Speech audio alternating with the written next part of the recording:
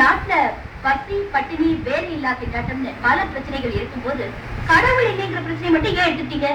இப்ப சொன்னீங்களே, நாட்டுல எவ்வளவு பிரச்சனை இருக்கு. அவ்வளவு பிரச்சனைக்கும் கடவுள் தான் காரணங்கிறத உங்களுக்கு நான் அப்புறமா விளக்குறேன். கடவுள் நம்பிக்கை இருக்கிற உங்ககிட்ட ஒரு கேள்வி. நீங்க ஒவ்வொருத்தரும் மற்ற 2 பேருடைய கடவுளையும் ஏத்துப்பீங்களா? அல்லாவை தவிர வேறு எந்த கடவுளும் இல்லை.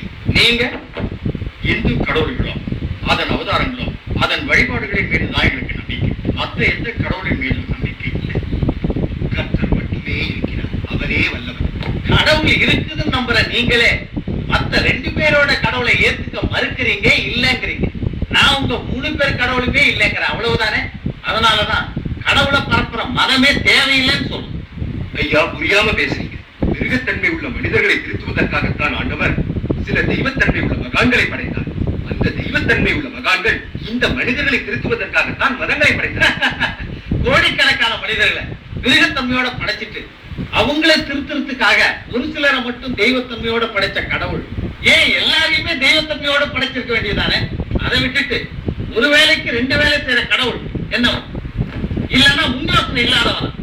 மதம் மனிதனை நல்வழிப்படுத்துவதற்காகத்தான் கடவுளால் உருவாக்கப்பட்டது. மனிதனுக்கு நல்லதா? ஐயா, மனிதனையே பிறப்பால உயர்ந்தவன் தாண்டவன் 4 ஜாதியா பிரிச்சுதான் அவங்க மதம். அதுதான் இன்னைக்கு 4000 ஜாதியா வளர்ந்து நிக்குது. நாளைக்கு 4 லட்சம் ஜாதியாவும் மாறப்போகுது. இந்த நாட்டுடைய எதிர்காலமே கேள்விக்குறியா இருக்கிற இந்த நேரத்துல கூட அந்த ஜாதிகளையும் மதங்களையும் பாதுகாக்கணும்னு நினைக்கிறீங்களே? இதெல்லாம் கர்மா, முற்பிறவி, வினைப்ப என்ன கடவுளால படைக்கப்பட்ட வேதம் சொல்றது. இந்த வேதத்தை சந்தேகப்படுறதோ மாற்றி அமைக்கிறதோ ஆராய்ச்சி பண்றதோ கூடாது. வேதம் நிறைவானது, அதுதான் முடிவானதும் கூட. உலகத்துல தோன்றிய எல்லா கருத்துமே குறையில்லாததும் நிறைவானதும் முடிவானதோன்னு எதுவுமே இல்லை. எல்லா கருத்துக்களுமே அந்தந்த காலகட்டத்துக்கு ஏற்றபடி மறு பரிசீலனைக்கும் பரிசோதனைக்கும் உட்பட்டே ஆகணும். ஆயிரக்கணக்கான வருஷங்களுக்கு முன்னாடி விஞ்ஞான வளர்ச்சியே இல்லாத கற்காலத்துல கற்பிக்கப்பட்ட கடவுள்களை மதங்களை வேதங்களை சந்தேகப்படவே கூடாது, ஆராயவே கூடாது, விவாதிக்கவே கூடாதுன்னா அதுல ஏதோ பொய்யும் சூழ்ச்சியும் பித்தலாட்டமும் நிறைஞ்சிருக்குதுன்னு தான் பொருள். உலகமே ஒரு சந்தை மாதிரி இருக்கு. அந்த சந்தையோட 4 பக்கமும் பல மத வியாபாரிங்க ஏன் கடவுள் சிறந்தது, ஏன் மதம் சிறந்தது நிற்கிறான். இந்த வியாபார போட்டியால உள்நாட்டு போர்ல இருந்து உலக போர் வரைக்கும் மூழுது. நாடுகளுக்குள்ள ஒற்றுமை குறையுது. மனிதனே அழியான். நாடு ஒண்ணு சேர முடியாம ஜாதி தடுக்குது, உலகம் ஒண்ணு சேர முடியாம மதம் தடுக்குது. இப்படி மனிதனுக்குள்ளேயே பிரிவினை எழுப்பி அந்த பிரிவினை சுவர்களுக்கு பாதுகாப்பா இருக்கிற நீங்க தான் மக்களை ஒண்ணு சேர விடாம தடுக்கிறீங்க.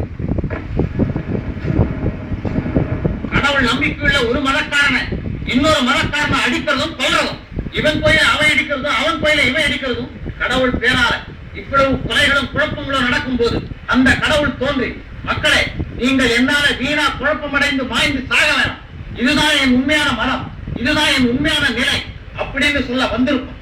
இதுவரைக்கும் வரல, இனிமேலும் வரமாட்டான். ஏன்னா கடவுளே இல்லை.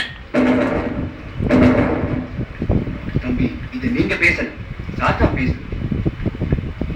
வேத காலத்துல அரக்கர்கள் ரிஷிகளை இப்படித்தான் கேள்வி கேட்டு துன்புறுத்திட்டு இருந்தான். அப்ப பகவான் வந்து அவளை காப்பாத்தினார்.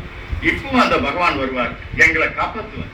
உங்களை காப்பாத்த ஒரு கடவுள் வருவாரா, 3 கடவுளும் சேர்ந்தே வருவாங்களா? இதுவரைக்கும் வராத அந்த கடவுள் இப்ப வரட்டும், வந்து என் கேள்விகளுக்கெல்லாம் பதில் சொல்லிட்டு உங்களை காப்பாத்திட்டு போட்டு